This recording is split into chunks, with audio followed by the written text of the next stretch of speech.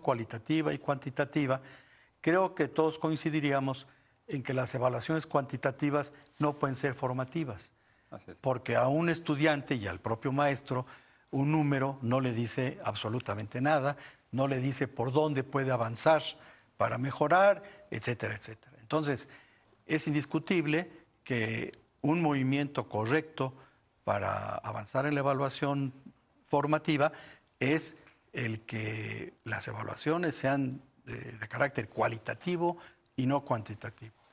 Yo haría incluso una provocación. He planteado desde hace tiempo el que el conocimiento no puede cuantificarse. Puede cuantificarse la información. Y en ese sentido, pues sí, se le puede preguntar al estudiante si conoce tales o cuales datos, si conoce tal o cual teoría, etcétera, sumar las respuestas con acierto y sumar los desaciertos y sacar una cifra. Pero eso no es evaluar conocimientos, eso es evaluar información.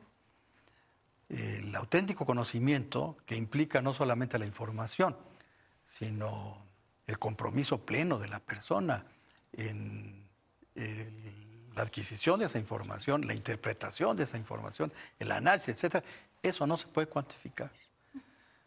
Las actitudes que están implícitas en el conocimiento, en el aprendizaje, los valores que están implícitos, las habilidades intelectuales que están implícitas en el conocimiento, no se pueden medir. Entonces, lo que miden esas pruebas, lo que se mide con esas evaluaciones cuantitativas es, en el mejor de los casos, información. Y es una gran perversión de la idea de la educación el que el conocimiento se reduce a información. Un planteamiento que me parece que es muy importante es este de acercar la evaluación a su función formativa.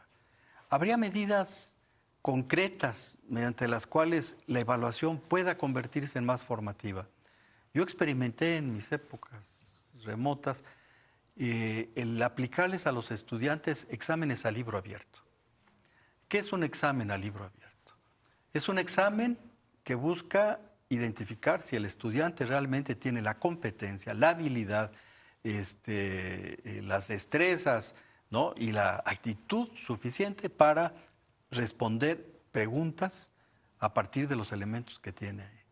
Los exámenes que no son a libro abierto, que penalizan el que se lleve un libro, que penalizan el que se lleve un acordeón, que penalizan todo esto, lo que buscan es sorprender al estudiante realmente. No es ayudar al estudiante a que se prepare. Además de esto de exámenes a libro abierto, ¿podría haber algunas otras medidas concretas que nos ayudaran a hacer de la evaluación del aprendizaje una función formativa? Sí, pensando en la misma prueba enlace, démosle la oportunidad, pensando en la misma prueba enlace, ¿cómo se recupera? ¿Cómo lo recupera el docente para revisarla, para analizarla, para ver dónde tienen problemas los alumnos, si corresponde lo que se esté evaluando con lo que se ha enseñado, ¿sí? Si los alumnos se percatan de los errores o de los aciertos, digamos. O sea, ¿cómo se recupera el mismo instrumento para retroalimentar el proceso? Y no nada más se puede tomar como un instrumento como un resultado, ¿no? Falso, verdadero, sí. Entonces tenemos este resultado, entonces estamos mal. ¿Cómo se recupera? ¿Cómo se retroalimenta? ¿Cómo el propio profesor puede darse cuenta a partir de ello, ¿sí? De dónde tiene que mejorar? ¿Dónde los alumnos podemos identificar X o Y pregunta y entonces podemos identificar dónde no ha quedado claro, digamos, pensando en el mejor de los casos, ¿no? Bueno, en estas pruebas, en general, ocurre un fenómeno que es algo que yo creo que hay que discutir con los propios niños y los jóvenes. Por ejemplo, hay un examen que utiliza un reactivo, o sea, una pregunta de opción múltiple, para cubrir todo el periodo de la independencia. Es un examen para el ingreso a la educación media superior. Un reactivo para cubrir toda la época prehispánica. Un reactivo. un reactivo para la conquista y un reactivo para la Revolución Mexicana. ¿Sí? Entonces, una de las cosas que me parece que es muy importante, ya que, digamos, está el examen, ya que los niños tuvieron que hacerlo por obra y gracia de la autoridad educativa, yo creo que habría que discutir críticamente con ellos, decirles, miren, ¿ustedes creen que ya con esto ya sabemos que ustedes saben lo que fue la independencia? Hablen más de la independencia, ¿qué otras cosas además de esto hay? De alguna manera comenzar a desmitificar el examen como punto de partida para, y tomarlo como punto de arranque de un proceso crítico de discusión con los estudiantes. Me parece que en ese sentido se pueden usar, si ya no hay otra, pues los mismos resultados. Segundo, me parece que habría que incentivar las evaluaciones colectivas. Hay una anécdota que a lo mejor ya es muy conocida, yo la repito constantemente, que en una ocasión en una comunidad campesina indígena en Chiapas, un profesor de una universidad que estaba como voluntario ofreciendo un curso, recibió una pregunta muy curiosa por parte de los estudiantes. Le dijeron, nos han dicho que en las escuelas del gobierno hay exámenes. Nosotros no sabemos qué es eso. Queremos que usted nos ponga un examen. El profesor le dice, por supuesto que no, yo no pongo exámenes, aquí discutimos todo hasta que todos aprenden. Pero ellos insistieron. Entonces el maestro finalmente dice, muy bien, les voy a poner un examen. Les pone una pregunta en el pizarrón, la que haya sido, y ustedes tienen que responder a esta pregunta. De manera inmediata, instintiva, todos los jóvenes de la clase se juntaron y empezaron a discutir acaloradamente cuáles podrían ser las respuestas posibles a esa pregunta. Dieron con la respuesta correcta y entonces le preguntaron al profesor, ¿así es como debe ser, así es como es un examen en una escuela de gobierno? Les dijo, pues no exactamente. En una escuela de gobierno ustedes no pueden hablar con los otros, no pueden copiar, tienen que hacerlo por escrito. Dijeron, pero es absurdo eso. ¿Por qué si todo lo hacemos en conjunto, por qué a la hora de un examen tenemos que hacerlo de manera individual? Y a mí me parece que es muy importante plantear así, no solo a libro abierto, diría yo, a grupo abierto, las preguntas o el examen, todo, en la idea de que si alguno no dice, no participa, uno no está seguro de si es que sabe o no sabe. Y un examen no nos va a resolver la duda de si realmente aprendió o no, porque tiene un solo reactivo sobre cuestiones tan importantes que realmente no sirve para uno decir esta persona si está aprendiendo o no. Entonces, está en un ambiente de evaluación, un ambiente creado de evaluación en el salón de clase, que permite que ellos mismos se dan cuenta si saben o no saben algo, que ellos mismos son autocríticos y pueden discutir, bueno, pues yo no sé de eso. Creo que abre el camino por ahí.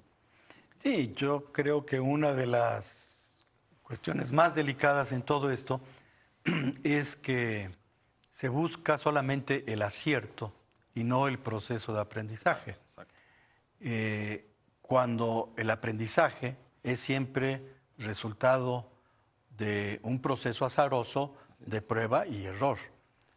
Una de las tareas fundamentales en la reforma educativa debería ser la de rescatar el valor del error como un factor de educación. Yo soy más crítico todavía de las pruebas de opción múltiple. Creo que además de las limitaciones que tienen para identificar aprendizajes de los estudiantes, lanzan mensajes equivocados.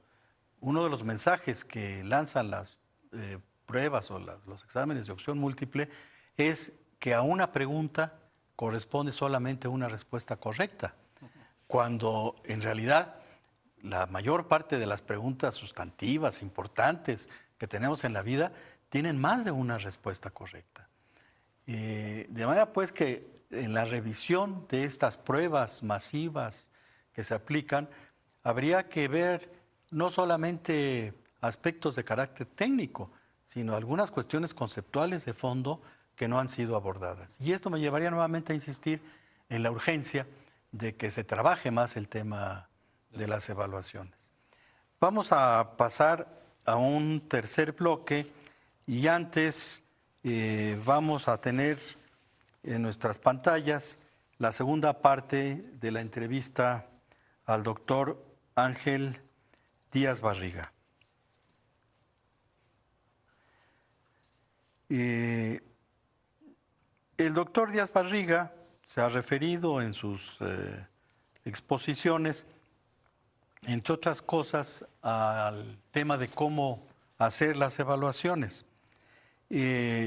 Has señalado, Hugo, un caso concreto, ¿no?, de una experiencia de cómo en ciertos medios se tienen otras prácticas de evaluación.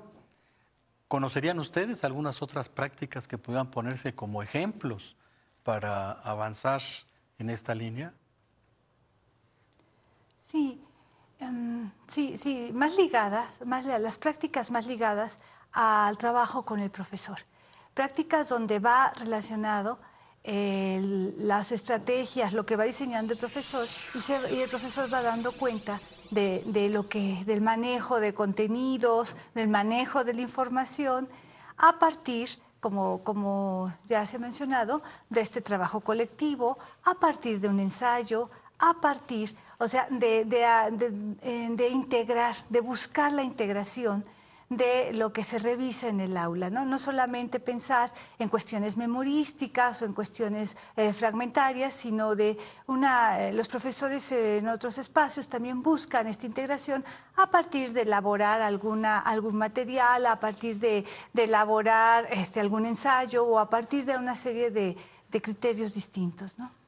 Esto correspondería, por ejemplo, con lo que planteó Díaz Barriga en el sentido de utilizar los portafolios como un elemento central para darle seguimiento al aprendizaje y finalmente poder establecer algún criterio acerca de si el aprendizaje fue exitoso o no fue exitoso.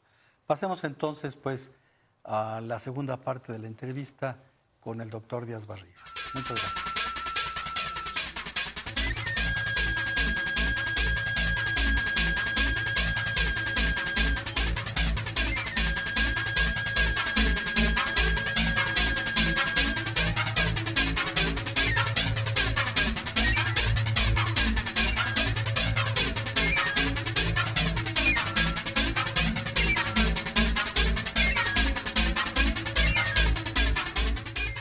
Yo creo que hoy los que hablan de evaluación del aprendizaje hablan de tres actores.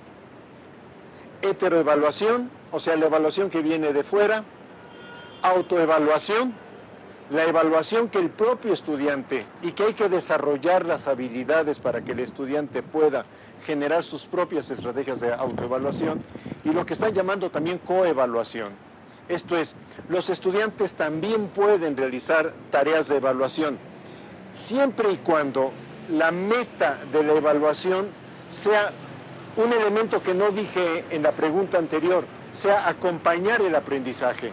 Un centro hoy en la discusión de la evaluación del aprendizaje es un instrumento que acompaña el aprendizaje, no es un instrumento solo para certificar el aprendizaje.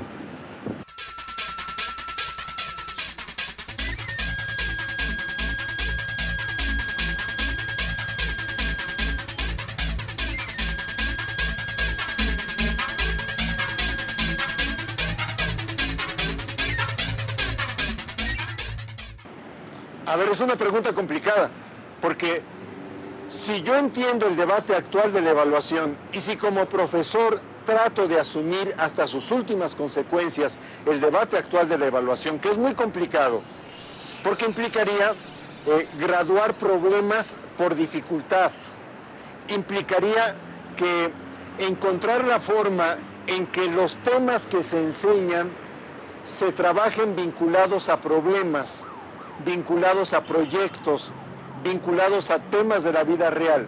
O sea, si implicaría que yo esté hablando de cómo se va avanzando, cuál es la graduación del estudiante en su avance del desarrollo de cierta habilidad.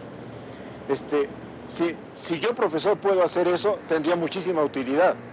Si mi tarea como profesor es decir, fulano tiene 8 y perengano tiene 7, realmente nos quedamos en la década del año 50 del siglo pasado.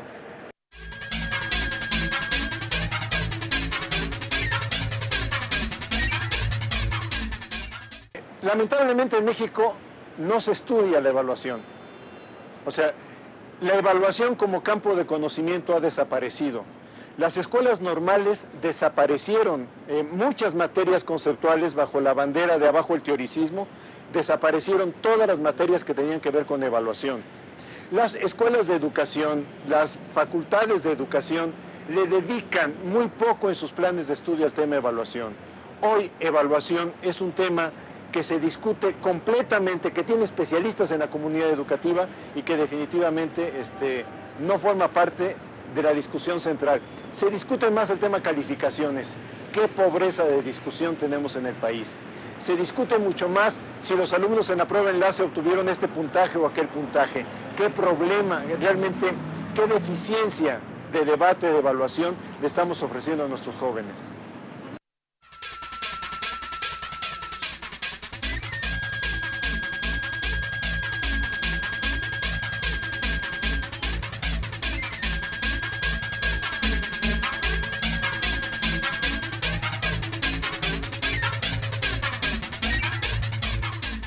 Que no tengan miedo del nuevo debate de la evaluación, que utilicen este marco de reforma por competencia.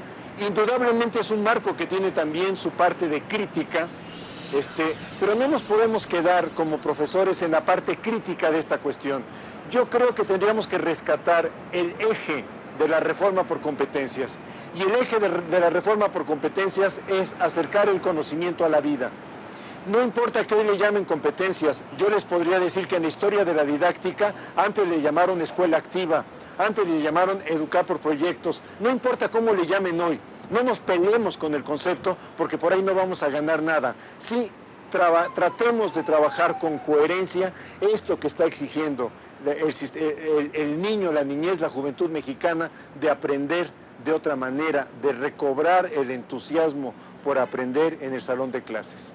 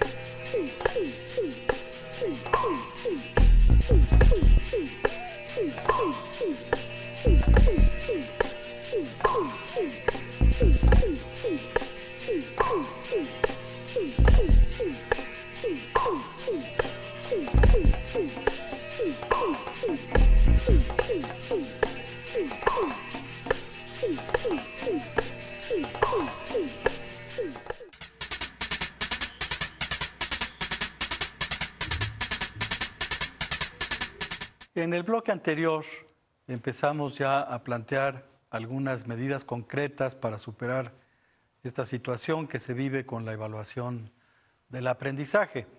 Por una parte, es urgente, necesaria, la crítica a todos estos proyectos y mecanismos de evaluación que no tienen precisamente fines educativos, sino que tienen fines de control. Esa crítica es necesaria. Pero también, por otra parte, tenemos que ir abundando en propuestas concretas para mejorar la evaluación del aprendizaje y para asegurarnos que esta evaluación del aprendizaje cumpla con su función esencialmente educativa. Habíamos visto que el doctor Ángel Díaz Barriga propone, por ejemplo, el que la evaluación no se sustente en un solo examen en un momento, sino que se construyan estos portafolios de los estudiantes que pueden dar múltiples elementos, no solamente de los resultados, sino del proceso de aprendizaje. Mencionamos también la urgencia de que las evaluaciones sean más bien cualitativas que cuantitativas, para que efectivamente cumplan con su función formadora. Una medida concreta de que hemos mencionado es, por ejemplo, el que las evaluaciones fueran a libro abierto. Otra que tú mencionaste muy atinadamente, Hugo, que es el que las evaluaciones no fueran individuales, sino que fueran colectivas. ¿Pensarían ustedes en algunas otras propuestas concretas que nos fueran acercando a esta función formativa de las evaluaciones del aprendizaje? Sí, Yo creo que en primer lugar tendríamos que desmitificar a la prueba enlace, ¿no? Los resultados no es el aprendizaje de los estudiantes, es un censo que se hace con determinados criterios. La otra cuestión sería regresar la evaluación al ámbito didáctico, al ámbito del proceso mismo de enseñanza y de aprendizaje, lo cual implica que el docente también genere estrategias, sea creativo, que el docente continuamente está buscando formas distintas para trabajar. El regresar al ámbito de la didáctica no significa que el docente otra vez continúe con la repetición, con la memorización o como una forma de controlar, sino también esta búsqueda de formar a los docentes bajo otra perspectiva para que tengan más elementos, porque el único que puede dar cuenta de lo que pasa en el aula es el docente. Entonces regresemos su lugar a la evaluación en el ámbito del aula, en el ámbito de la didáctica, ¿no? Bueno, yo me dedico a ser profesor de jóvenes de 18 años, 19 años, que acaban de ingresar a la universidad. Entonces, bueno, eso limita mucho lo que voy a decir, porque no tengo yo la experiencia de maestro normalista en la educación básica, pero me parece que a lo mejor hay principios que podrían funcionar. Y quisiera presentar un poco qué es lo que hacemos nosotros en la Universidad Autónoma Metropolitana, en la Unidad Xochimilco, donde oficialmente no tenemos exámenes. Hay profesores que de todas maneras plantean esta forma de evaluación, pero digamos, no existe esto como algo obligado, como la política oficial de evaluación. Al contrario, se incentiva más bien que no se tomen exámenes. ¿Qué hacemos en concreto? Bueno, lo que hacemos es que